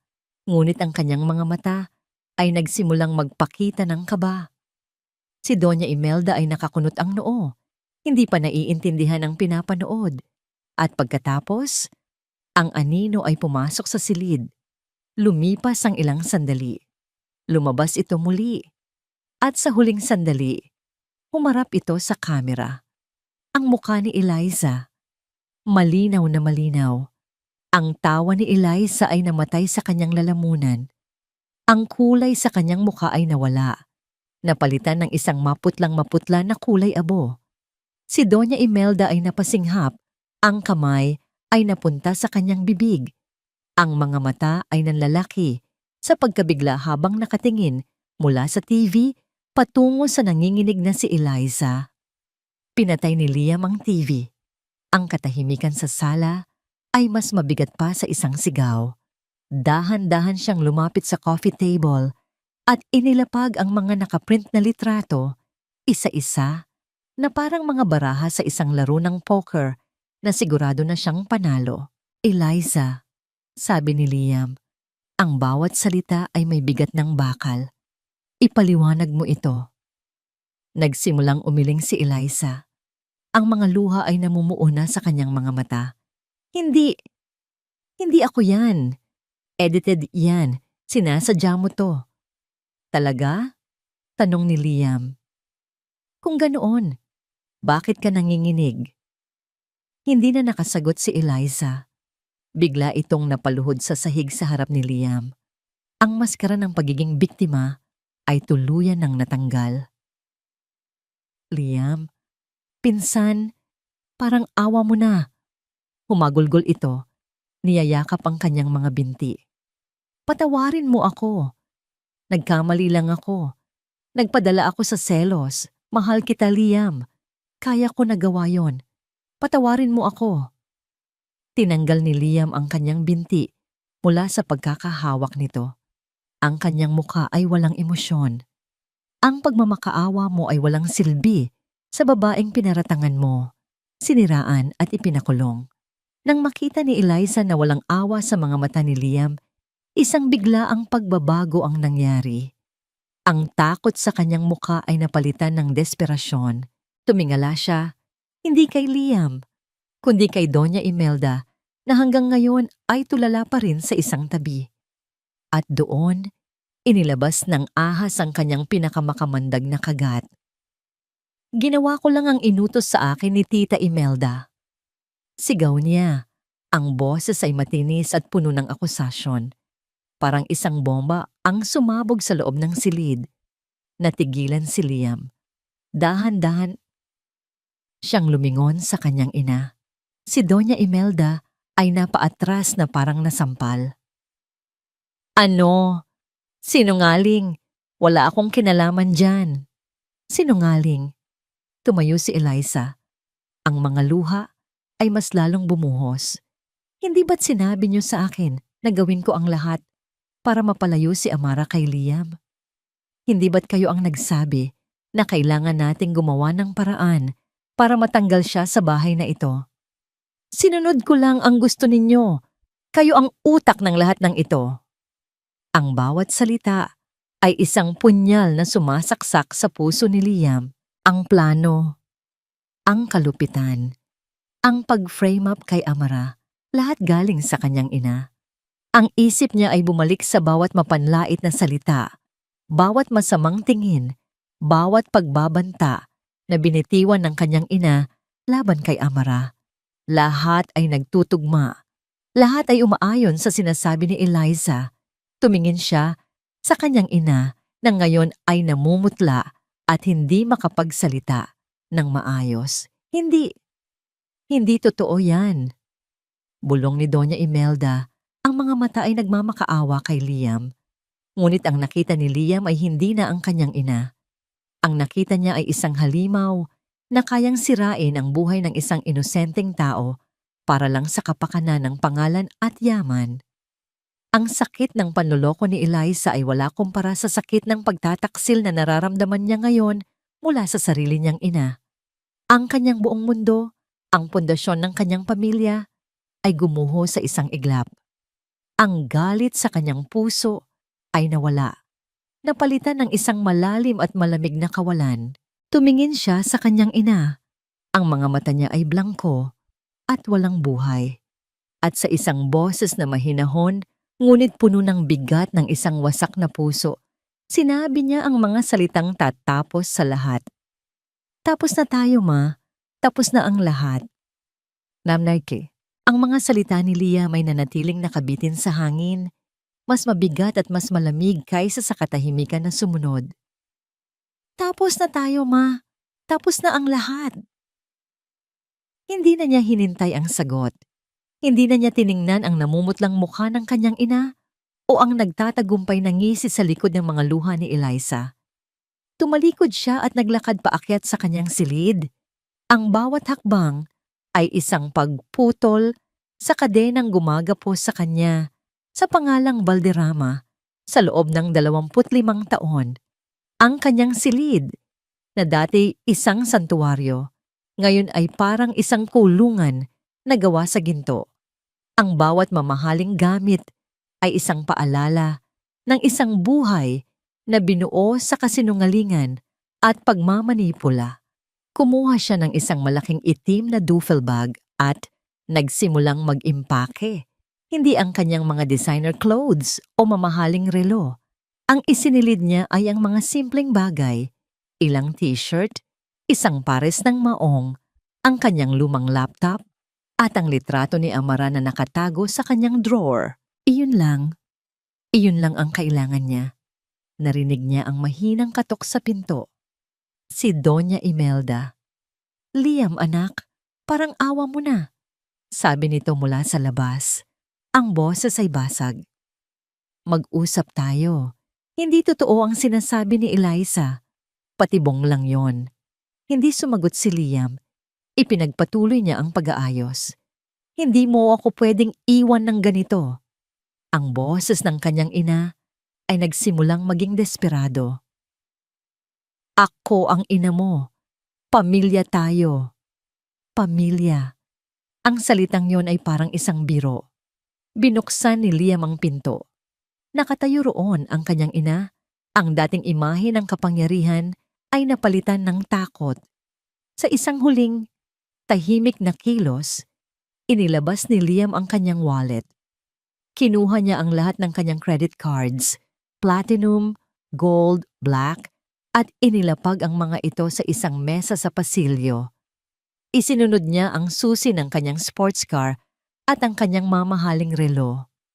"Hindi ko na kailangan ng mga ito," sabi niya sa isang boses na walang emosyon. "Simula ngayon, hindi na ako isang Valderrama." Ang bawat salita ay isang punyal na tumagos sa puso ni Doña Imelda. Nakikita ni Liam ang sakit at pagkabigla sa mga mata nito, ngunit wala na siyang naramdamang awa. Ang kanyang puso ay manhid na. "Saan ka pupunta?" Humahabol na tanong ng kanyang ina habang naglalakad siya palayo. Huminto si Liam, ngunit hindi siya lumingon. "Pupuntahan ko ang taong dapat kong pinaniwalaan mula pa sa simula." Nilagpasan niya ang mga katulong na nakayuko sa pasilyo, ang mga security guard na nag-iwas ng tingin. Lumabas siya ng mansyon dala lang ang kanyang duffel bag, naglakad palabas ng dambuhalang gate at hindi na muling lumingon. Ang ginintuang hawla ay naiwan na niya sa kanyang likuran. Ang kanyang unang destinasyon ay hindi isang hotel o bahay ng kaibigan. Nagtungo siya diretso sa presinto ng pulis. Dala niya ang orihinal na video file at ang mga nakaprint na ebidensya. "Gusto kong magbigay ng bagong ebidensya para sa kaso ni Amara Santos," sabi niya sa desk officer. Ang kanyang boses ay matatag at puno ng awtoridad na ngayon lang niya natagpuan sa sarili. Sa loob ng isang oras, isinalaysay niya ang lahat. Ipinakita niya ang video. Ibinigay niya ang kanyang formal na salaysay. Ang ebidensya laban kay Eliza ay hindi matatawaran. Isang warrant of arrest, ang mabilis na inilabas, at isang release order para kay Amara Santos. Hinintay niya ito. Bawat minuto ay parang isang oras. Nakaupo siya sa isang bench sa labas ng presinto. Ang duffel bag ay nasa kanyang paanan. Nang sa wakas ay bumukas ang pinto, lumabas mula roon si Amara. Mas payat siya. Ang mga mata ay pagod at malalim. Ngunit nang makita niya si Liam, isang kislap ng hindi makapaniwalang pag-asa ang sumilay sa kanyang mukha. Hindi na nagsalita si Liam. Mabilis siyang lumapit at niyakap ito ng mahigpit. Isang yakap na puno ng lahat ng hindi niya masabi. "Patawarin mo ako. Naniwala ako sa kanila. Patawarin mo ako sa aking kahinaan. Patawarin mo ako dahil hinayaan kitang masaktan." Naramdaman niya ang panginginig ni Amara sa kanyang mga bisig at pagkatapos ay ang mahigpit na pagyakap nito pabalik. Doon, sa gitna ng ingay ng kalye at sa ilalim ng maruming ilaw ng poste, pareho silang umiyak. Hindi dahil sa sakit, kundi dahil sa ginhawa. "Patawarin mo ako," bulong ni Liam sa buhok nito. "Magsisimula tayo ulit. Tayong dalawa lang." Humiwalay si Amara sa yakap at tumingin sa kanya. Ang mga mata ay puno ng luha, ngunit mayroon ng bagong lakas. Saan tayo pupunta? Tumingin si Liam sa kanyang duffel bag. Pagkatapos ay sa madilim na kalsada sa kanilang harapan. Wala silang mansyon, wala silang pera, wala silang kasiguraduhan. Ngumiti siya, isang tunay na ngiti, sa unang pagkakataon sa loob ng maraming araw. Hindi ko alam, pag-amin niya. Pero magkasama tayo. At sa sandaling iyon, sapat na yon. Hawak kamay. Naglakad sila palayo sa presinto, palayo sa nakaraan. Patungo sa isang kinabukasang sila mismo ang bubuuin. Ang kalayaan ay may lasa ng murang instant noodles at amoy ng isang maliit at maalinsangang kwarto sa isang paupahan sa Quiapo. Para kay Amara, iyon ang pinakamasarap na pagkain at pinakamabangong lugar sa buong mundo. Ilang linggo na ang nakalipas mula nang lisanin nila ang mundo ng mga Valderrama. Ang tanging pera nila ay ang natitirang laman ng wallet ni Liam at ang kaunting naipon ni Amara bago ang insidente. Sapat lang yun para makakuha ng isang maliit na kwarto na may isang kama, isang maliit na mesa, at isang bintanang nakatanaw sa maingay na kalye sa ibaba. Ang unang ilang araw ay isang malaking pagsubok, lalo na para kay Liam.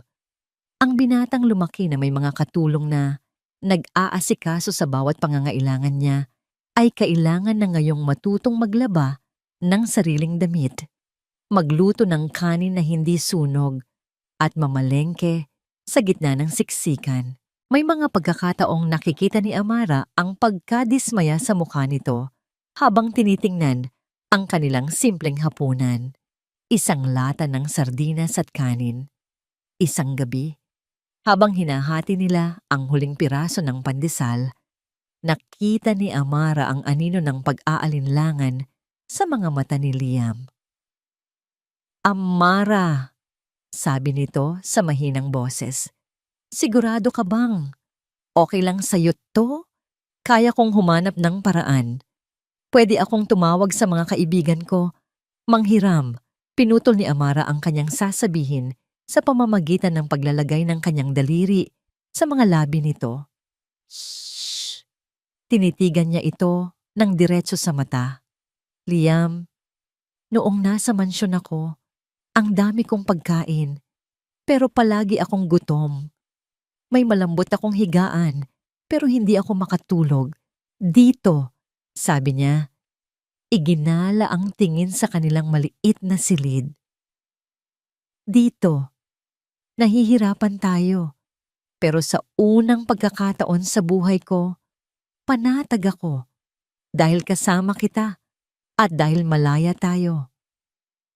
Isang ngiti ang dahan-dahang sumilay sa mga labi ni Liam. Ang pag-aalinlangan sa kanyang mga mata ay napalitan ng bagong determinasyon. Hinawakan niya ang kamay ni Amara. "Tama ka, panatag din ako. Ngunit ang kapayapaan ay hindi nagbabayad ng renta. Kailangan nilang kumilos. Naghahanap si Liam ng trabaho, ngunit ang pagiging isang Valderrama na walang akses sa yaman ng pamilya ay naging isang sumpa. Walang kumpanyang gustong kumuha sa kanya, takot na baka magalit si Doña Imelda. Si Amara naman ay nahirapang makahanap ng trabaho dahil sa police record niya, kahit na na-dismiss na ang kaso. Ang kanilang pera ay paubos na. Ang pag-asa ay nagsisimulang maging isang luho na hindi na nila kayang bayaran. Isang hapon, habang naglilinis si Amara ng kanilang kwarto, isang gawain na nagbibigay sa kanya ng kaunting pakiramdam ng normalidad, isang ideya ang biglang pumasok sa kanyang isip. Huminto siya sa pagpupunas at tiningnan ang kanyang mga kamay. Ang mga kamay na ito ang alam niyang gawin. Maglinis, mag-ayos, magbigay ng kaayusan sa gitna ng gulo. Kinagabihan, nang dumating si Liam mula sa isa na namang bigong paghahanap ng trabaho, inilatag ni Amara ang kanyang plano. "Paano kung tayo ang gumawa ng sarili nating trabaho?" Simula niya, Medyo kinakabahan. Kumunot ang noo ni Liam. Anong ibig mong sabihin? Magaling akong maglinis, di ba? Sabi ni Amara. Marunong akong mag-ayos ng bahay. Alam ko ang mga tamang kemikal, ang mga tamang paraan. Paano kung magtayo tayo ng isang maliit na cleaning service? Natigilan si Liam. Tiningnan niya si Amara.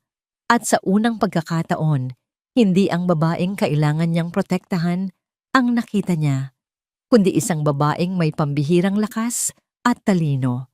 Isang businesswoman. Ang mga mata ni Liam ay nagliwanag. Ang pagod sa kanyang mukha ay napalitan ng excitement. Amara! Henyo ka! Isang henyo! Sa huling natitirang pera nila, hindi sila bumili ng pagkain. Sa halip, bumili sila ng mga dekalidad na panlinis, mga basahan, at nagpaprint ng 100 piraso ng simpleng flyers sa isang maliit na imprenta sa kanto.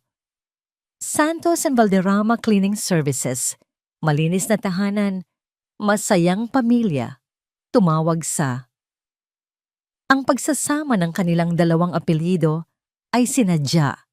Ang Santos para sa dignidad ng pagiging simple at ang Valderrama para sa isang pangako ng kalidad.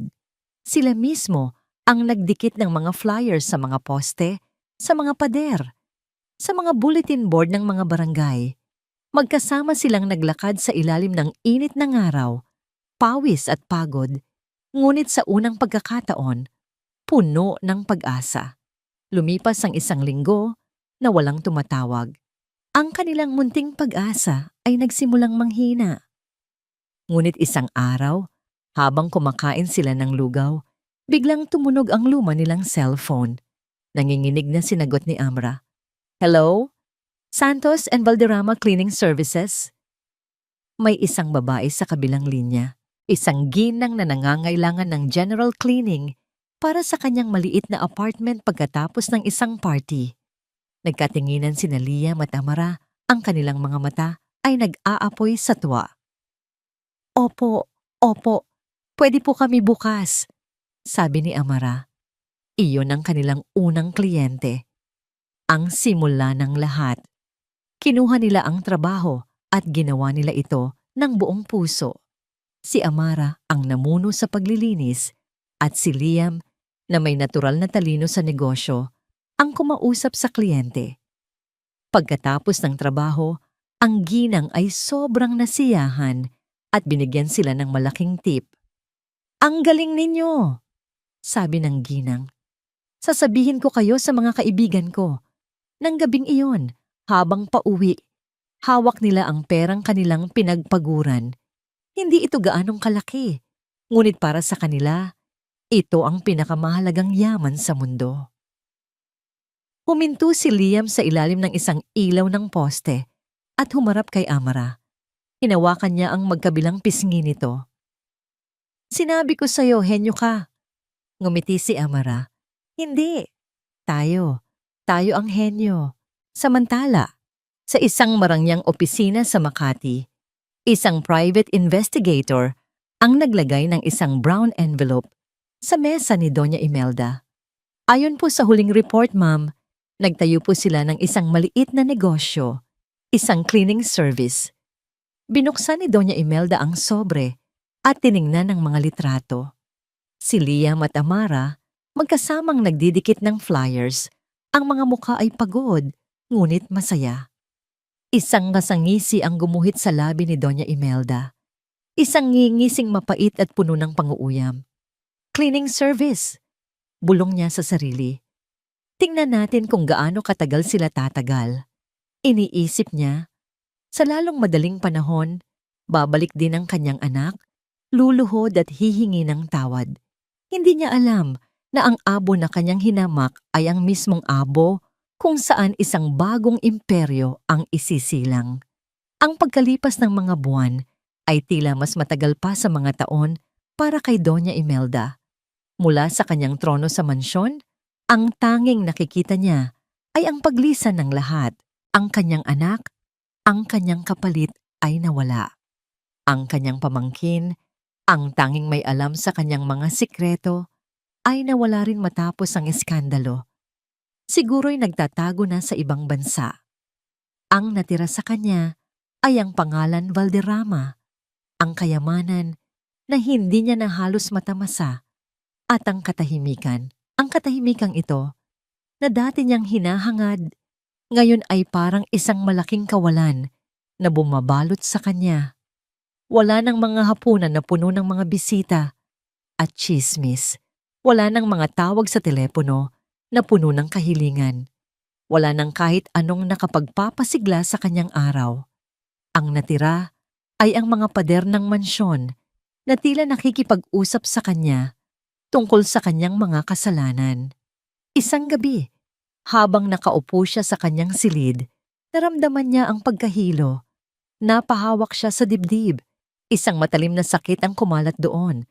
Nahirapan siyang huminga. Nang mahawakan niya ang kanyang cellphone, ang tanging pangalan na pumasok sa kanyang isipan ay si Liam. Ngunit alam niyang malayo na ito. Sa huling lakas niya, na-type niya ang numero ng ambulansya. Pagkagising niya, nasa isang puting kwarto siya na naamoy droga. Ang doktor ay nagsabi ng mga salitang mahirap maintindihan, atake sa puso. Kinakailangan ng operasyon. Sa mga araw na nanatili siya sa ospital, walang dumalaw, walang tumawag. Ang telepono niya ay nanatiling tahimik. Dito, sa gitna ng sakit at kawalan ng pag-asa, nagsimula siyang makakita ng mga bagay na pilit niyang itinatago. Ang mukha ng kanyang ina. Ang mga salita nito, "Huwag mong hahayaang matulad ka sa akin. Maging matatag ka, maging matalino, at higit sa lahat, huwag na huwag kang titingin sa likod." Ngunit ngayon, tila wala na siyang ibang magawa, kundi ang tumingin sa likod. Nakita niya ang batang si Imelda, ang gutom at uhaw sa pagmamahal. Nakita niya ang kabataan na napilitang gawin ang mga bagay na hindi niya gusto para lamang mabuhay. At nakita niya ang sarili niya, ang matandang Imelda, na sa pagtatakwil niya sa kanyang nakaraan, ay nagbabaon din sa kanyang puso. Naalala niya ang mga pang-aapi niya kay Amara, ang pagpaparatang sa kanya ng pagnanakaw, ang pagpapakulong dito. Isang biglaang alaala ang sumagi sa kanyang isip, ang pagbisita ni Eliza sa kanya pagkatapos ng insidente, ang mga salita nito. "Ginawa ko lang ang inutos sa akin ni Tita Imelda." Totoo ba yon? O isa lang itong desperadong pagtatanggol ni Eliza para isalba ang sarili? Nakuha niya ang kanyang cellphone at tinawagan ang isa sa kanyang mga dating abogado. Isang taong may kakayahang gumawa ng mga bagay sa likod ng kurtina. "Gusto kong malaman ang lahat tungkol sa insidente ng nawawalang kwintas," sabi niya sa malamig na boses. "Ang buong katotohanan tungkol kay Eliza. Lahat." Pagkaraan ng 2 araw, habang nagpapagaling pa siya sa kanyang silid sa mansyon, na tila mas malaki at mas malamig kaysa dati, isang sobre ang dumating. Naglalaman ito ng mga dokumento at mga larawan. Ang mga ito ay patunay. Si Eliza nga ang kumuha ng kwintas. Hindi ito itinanim sa kwarto ni Amara. Si Eliza ang nag-utos sa isa sa mga bagong tauhan na itanim iyon. Isang tauhan na binayaran niya ng malaki. At ang pagkasira ng security footage, iniutos din ni Eliza na sirain ito para walang ebidensya. Doon, sa gitna ng mga pahina ng katotohanan, nakita niya ang mga mensahe ni Eliza sa kanya. Mga mensahe na nagsasaad ng plano, ng pagnanais na mapalayo si Amara, ng paggamit sa pangalan ni Doña Imelda para makuha ang tiwala ng mga tauhan. Hindi niya naaalala ang mga mensaheng ito. O baka naman hindi niya binasa ng maigi. O baka naman sa galit niya noon, hindi niya nainisip ang mga detalye. Pero ang mga mensaheng iyon ay nagpapakita na si Eliza ang nagplano. Si Eliza ang nagsagawa. Si Eliza ang nagtangkang manira ng buhay ni Amara. Ngunit ang mga mensahe rin na nagpapakita ng manipulasyon ni Eliza sa kanya, ang paggamit nito sa kanyang galit at takot para mapakilos siya, Ito ay isang napakakapal na kasinungalingan. Naramdaman ni Doña Imelda ang pagbagsak ng isang malaking bigat mula sa kanyang dibdib. Ang pagkakasala sa kanyang sarili ay bumigat. Ngunit ang kaalaman na hindi niya direktang inutos ang pagtatanim ng kwintas ay nagbigay ng kaunting ginhawa. Gayunpaman, ang kanyang papel sa buong pangyayari ay hindi maikakaila. Ang kanyang pagiging marahas, ang kanyang pagiging mapanghusga, ang kanyang paggamit kay Eliza, lahat iyon ay nagmula sa kanya. Napatingin siya sa labas ng bintana. Nakita niya ang malayong ilaw ng mga sasakyan sa kalye. Naisip niya ang kanyang anak, si Liam. Naisip niya si Amara. Ang kanilang buhay ay nawasak dahil sa kanyang mga desisyon. Mula sa ospital, mas tumanda ang pakiramdam ni Doña Imelda. Mas humina ang kanyang katawan, ngunit ang kanyang isipan ay mas naging malinaw. Ang pagtakas sa nakaraan ay hindi nagdadala ng kapayapaan. Ang pagharap dito, kahit mahirap, ang tanging paraan para makahanap ng tunay na paglaya. Isang maliit na kilos ng pagbabago ang naganap. Nang makalabas siya ng ospital, hindi siya nagpunta sa kanyang mansyon. Sa halip, nagpaturo siya sa kanyang driver ng isang address. Isang simpleng compound sa isang hindi gaanong kilalang bahagi ng lungsod. Nang makarating sila, nakita niya ang isang maliit na opisina na may karatula. Santos and Valderrama Cleaning Services. Huminto ang sasakyan. Pinagmasdan niya ang lugar. Ito ang pundasyon ng bagong buhay ng kanyang anak. Isang buhay na binuo mula sa paghihirap at pagkakaisa. Bumaba siya sa sasakyan. Ang kanyang mga tuhod ay nanginginig, ngunit ang kanyang determinasyon ay matatag. Kailangan niyang harapin ito. Kailangan niyang harapin ang mga taong kanyang nasaktan. Kailangan niyang subukang ayusin ang mga basag na salamin ng nakaraan. Ang araw ay sumisikat ng maliwanag sa labas ng malaking bintana ng opisina ng Santos and Valderrama Cleaning Services.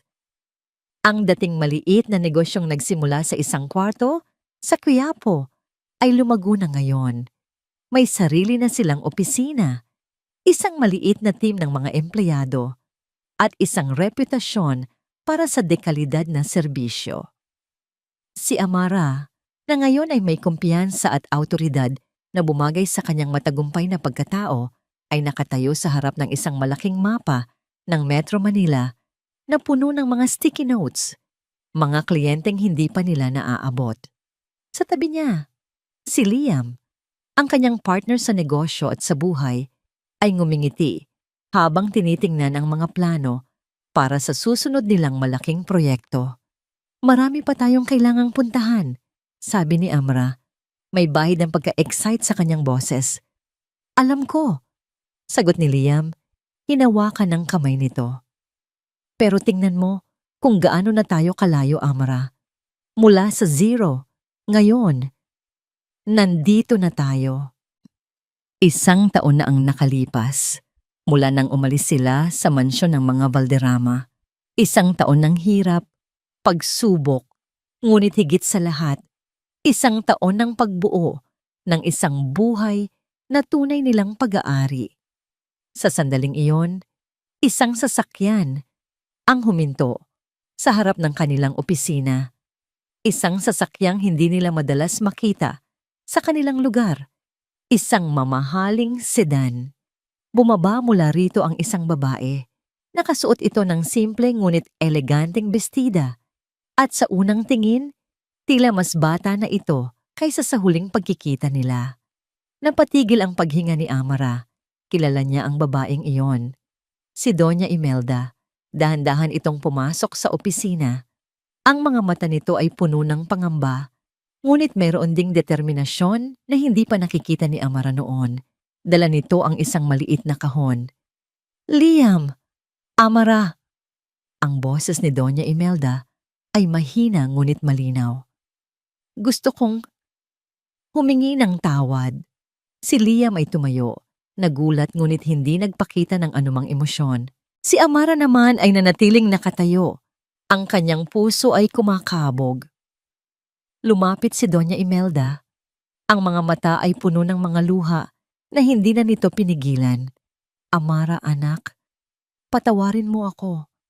Patawarin mo ako sa lahat ng sakit na naidulot ko sa iyo. Sa lahat ng pagmamalupit ko. Sa lahat ng paninira.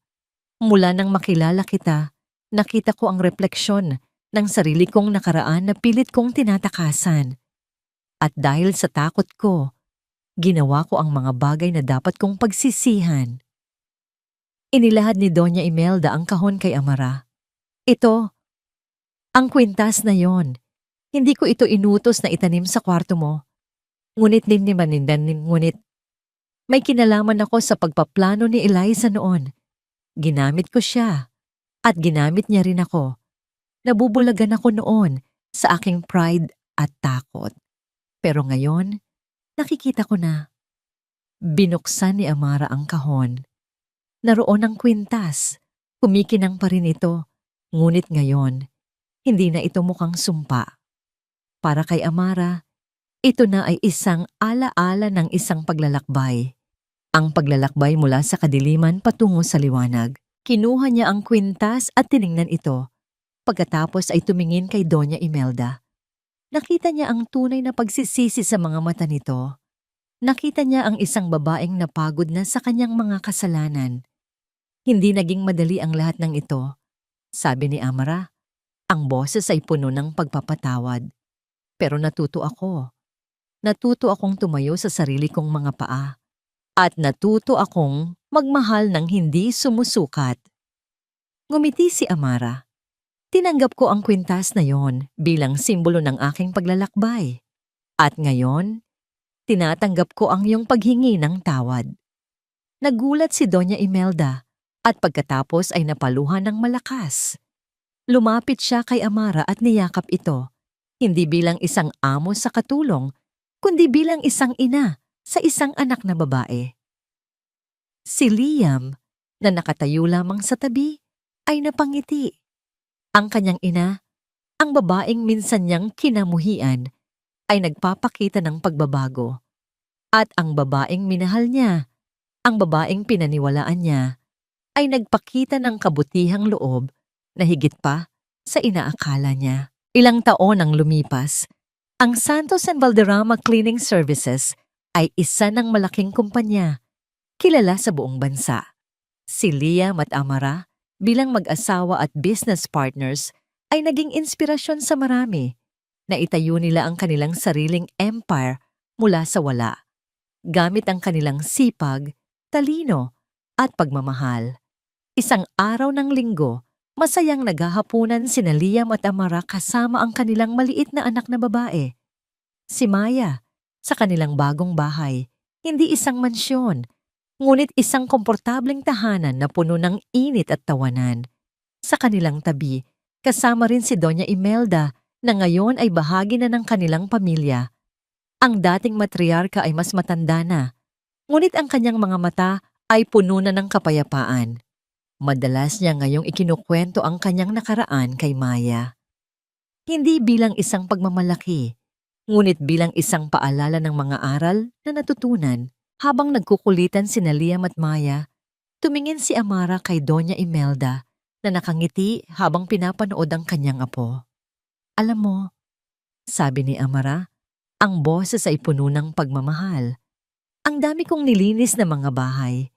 Ang dami kong inayos na mga gulo. Tumingin si Liam sa kanya, nagtatanong.